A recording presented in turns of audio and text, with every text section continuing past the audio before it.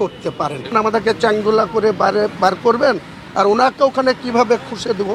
শুভেন্দুবাবুর জায়গায় আমি থাকলে পরে মেরে হাত পা ভেঙে দিতাম। আবার এই কথার আবার এত প্রয়োজনীয়তা, এত ব্যাখ্যা, আলাপ আলোচনার কি আছে? শুভেন্দুবাবু ভদ্রলোক, রুচিশীল মার্জিত লোক, উনি ভদ্রলোক বলে বলেছেন চ্যাংদোলা করে বাইরে ফেলে দেবে। আমি হলে পরে মেরে হাত পা ভেঙে দিতাম, হয়তো তারাই বেঁচে থাকতো না। সোজা কথা সোজাই বলছি। আজকে আপনি বলুন না, এই যে বিধানসভাটা কী জন্য আছে? বিধানসভাটা আইন তৈরির একটা জায়গা। একটা গণতান্ত্রিক পদ্ধতিতে জিতে আসা কিছু মানুষ সেখানে গিয়ে পশ্চিমবঙ্গের, রাজ্যের, দেশের তারা ভবিষ্যৎ নির্ধারণ করেন। সেই বিধানসভায় দাঁড়িয়ে এগুলো কী কথাবার্তা বলছে সিদ্দিকুল্লাহ চৌধুরীরা, হুমায়ুন কবিররা? আর হুমায়ুন কবিরের কি একেবারেই মাথা তার কেটে গেছে নাকি? পুরো পাগল হয়ে গেছে। ও তো তৃণমূলকেও গালাগালি করছে। ও তো বলছে মমতা ব্যানার্জির পুলিশের কত দম আমি দেখব। ও তো ওকেও তৃণমূল কংগ্রেসকেও গালাগালি করছে। তাহলে হুমায়ুন কবির যদি এত বড় নেতা হয়ে থাকে, ওর বিধায়ক পদটা ছেড়ে দিয়ে ও তৃণমূলের বিরুদ্ধেও তো বলছে অনেক কিছু। ও তৃণমূলের যে দয়ায় বিধায়কটা হয়েছে সেই বিধায়ক পদটা ছেড়ে দিক। নাকি ও অভিষেক বন্দ্যোপাধ্যায় লবি, মমতা ব্যানার্জির লবি নয়, এরকম কোনো ব্যাপার আছে? হতে পারে, আমি জানি না। নিন্দুকেরা অনেক কিছু বলছেন। দেখুন, যারা যেরকম তারা সে ধরনের কথাবার্তাই বলে। ঠুসে অনেক কিছুই দিতে পারি। ধরুন আমি হুমায়ুন কবিরকে ঠুসে দিতে পারি। কি ঠুসে দেবো? একটা রসগোল্লা ঠুসে দিতে পারি মুখে, একটা পান্তুয়া ঠুসে দিতে পারি, গুড় বাতাসাও দিয়ে দিতে পারি ঠুসে।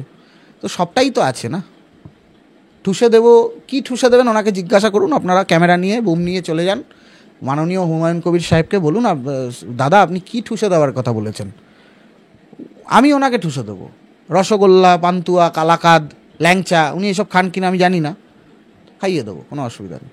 বলছি সরাসরি হুমায়ুন কবির বলছেন 72 ঘন্টা সময় দিলাম, ক্ষমা চেয়ে নিন, না হলে আপনাকে দেখে নিন। পাগল লোক, বোকা লোক, নিজের দলের সাথে ঝামেলা করছে, পাত্তা পাচ্ছে না, খবরের শিরোনামে আসছে উল্টো পাল্টা কথা বলে। একটা বাবরি মসজিদ নিয়ে চেঁচামেচি করেছিল, দিয়ে দিয়েছিলাম, আমি তো ঠুসে দিয়ে দিয়েছি, দেখেছেন তো আপনারা। তো সুতরাং এইসব কথা বলা লোককে নিয়ে, অপ্রাসঙ্গিক লোককে নিয়ে আমরা কেন আলোচনা করছি? মুর্শিদাবাদের জেলা সভানেত্রীর নাম হচ্ছে তৃণমূল কংগ্রেসের অফিসিয়ালি শাওনি সিংহ রায়। তাকে সরাবার জন্য হুমায়ুন কবির যা কাণ্ড কারখানা শুরু করেছিল মাঝখানে, আবার সেটা 2-4 দিন ধরে দেখছি সেই বাঁদর নাচ শুরু হয়েছে। তো করছে, এটা ওদের আভ্যন্তরীণ ব্যাপার। তৃণমূলে মারামারি যা পারে করুক। আর মমতা ব্যানার্জি অন্তত ভাবুন যে কী প্রোডাক্ট তিনি তৈরি করে বাজারে ছেড়েছেন, যারা আজকে পশ্চিম বাংলার মধ্যে এইভাবে সাম্প্রদায়িক সম্প্রীতি নষ্ট করছে, বিভাজনের রাজনীতি করছে, আর পশ্চিমবাংলার মানুষের মধ্যে একটা বিদ্বেষের আগুন জ্বালাচ্ছে। এটা তো হওয়া উচিত নয়। খেয়েছে, শোকজটা তো সাসপেনশন নয় তো, শোকজ খেয়েছে।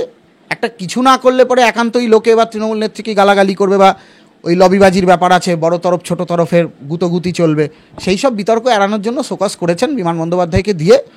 ও শোকজের লেটারের একটা জবাব উনি দিয়ে দেবেন, সেই জবাবেই দেখবেন শোকজ মিটে গেছে। সাসপেন্ড করে দেখান, তাহলে বুঝবো।